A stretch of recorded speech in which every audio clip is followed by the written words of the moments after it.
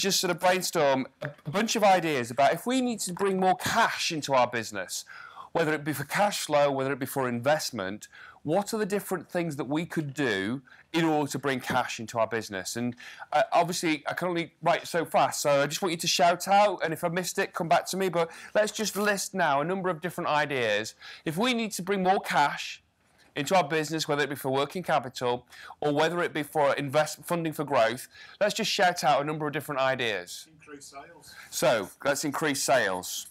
Great. What else? Invoice finance. Is that a HSBC person by the name? Yeah. So invoice finance. Yeah. What else? Grants. Yeah. Grants. Keep them going. What else? Credit controls. Increase credit control. Absolutely. Collect our debts quicker. Extend credit payment. Increase prices. Yep. What else? So an investor. Which kind of places or where can we look for investors?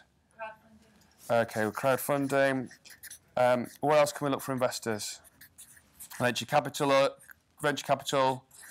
business angel, family friends. What else? We can go to a bank. Yeah. Yeah. What else? What else can we do? Lower costs, asset finance. Lease. What else can we do?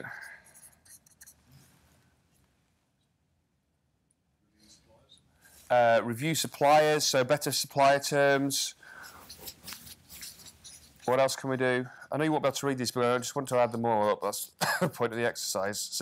So far, increased sales, invoice discounting, grants, credit control, increased prices, get investors in from either a venture capitalist, business angel, family or friends, employee shareholding, crowdfunding, banks, lower cost, asset finance, lease, better supplier terms. Come on, keep them coming. What else can we do? Improve productivity. Okay, so you can go to a refinance. Yeah. What else can we do? Direct to loan.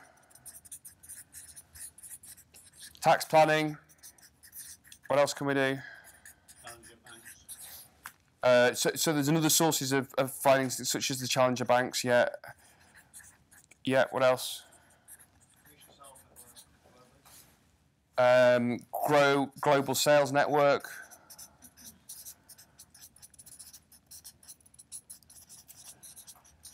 New product launch.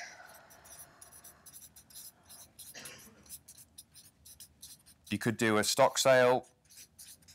What else could you do? Increase remote working. Yeah. So increase remote working, reduce your overhead, fixed overhead base. Yeah. What else?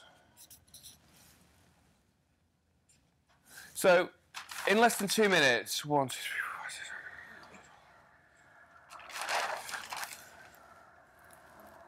4, 32 ideas in less than 2 minutes.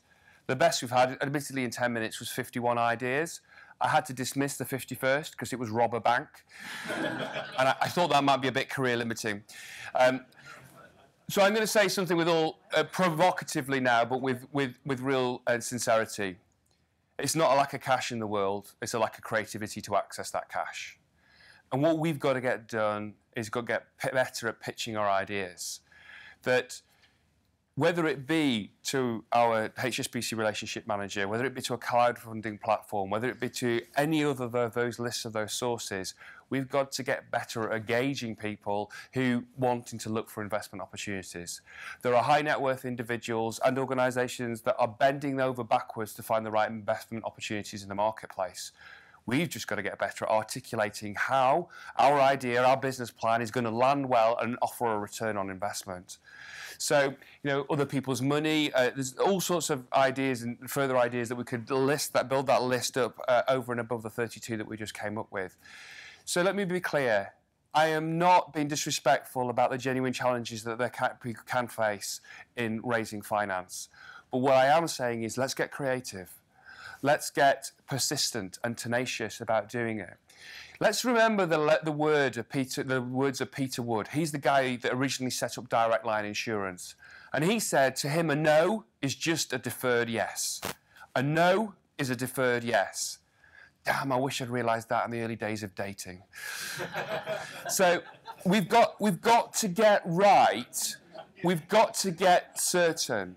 Now, I am actually in a very privileged position, and I'm not here to plug the bank or anything like that, but I've spent enough time working inside the environment of the bank and also enough time, obviously, working as an entrepreneur and working with entrepreneurs.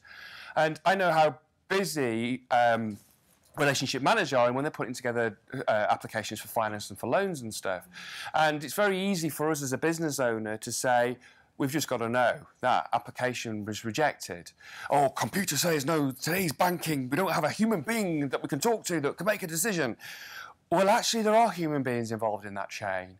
And there is somebody in a credit department, either here or in Salford, that are looking at whether that application is a go or a no-go. And one of the things they look at is the comment section, the bit that you've written that describes, that brings to life your pitch, your proposal. I think as business owners, it's our responsibility to work with our relationship manager to get the comment section written robustly enough, because we're the ones that are going to pitch our business better than anybody else could possibly pitch it. And we've just got to get, whether it's to a bank, crowdfunding, or anything like that, crowdfunding works because you put a video pitch on there. We've got to get better at pitching. And I know that's a rather neat segue to the HSBC competition, but whether or not HSBC were running that competition, I'd be saying exactly the same thing. If we're passionate, if our product or our service makes a difference, if we've done our numbers and our numbers demonstrate a return on investment, and it's a return on investment in a time frame that's going to be attractive enough, there's going to be somebody out there that's prepared to back you. But they're not just backing the business case, they're backing you also. So one of the things I want you to take away is it's not a lack of cash that's in the world, it's a lack of creativity to access that cash. There's always a way if you're committed. The other thing that I want to share with you also is about enough of the right people. All over the UK, this issue keeps coming up time and time again. And what I'd like to do is just move this to one side. And then I want to share with you some slides, my Blue Peter moment of here's something I prepared earlier, because I've got one or two bits of ideas around the recruitment piece that I think really could add value and really help you. So I just want to flick to some of that information so that we can I can draw on that now. But while I'm finding the right slides, at what stage in the development of our business, when is the time that we actually make the decision of recruiting? When we need someone, before we need them, or when we're really hurting? We're desperate for them. Before we need them, really. So some would say before, what would other people say? When you're hurting. When you're hurting.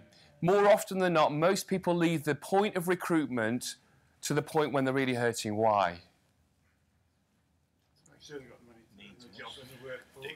Yeah, okay, so that's about certainty, isn't it? To make sure you've got the money to pay for them, because is that new opportunity, that new contract, that new product going to sell well?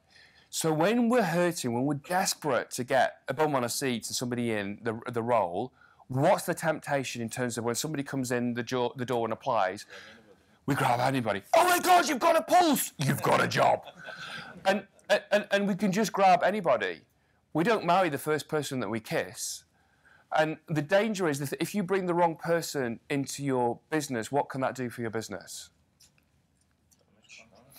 Lose contracts, which would threaten the whole business. It can have a negative impact on the morale of everybody else in the business, cause you an awful lot of time, stress, hassle, and sometimes cost to rectify that situation. I recently, a couple of years back, went to an Institute of Directors conference in Manchester, and there was a brilliant panel discussion after lunch. And there was a panel of really successful entrepreneurs, very successful entrepreneurs, and there was a brilliant, forthright female entrepreneur who was talking about this context of an organisational chart and about the temptation to fill the hole in that organisational chart. And her message was the same as my message. Don't rush to just fill it with the wrong quality of person. Now, these are her words, but they're very memorable. So I'd like to share with you her words. They're not mine. So she said, with respect to that organisational chart, it's better to have a hole than an arsehole.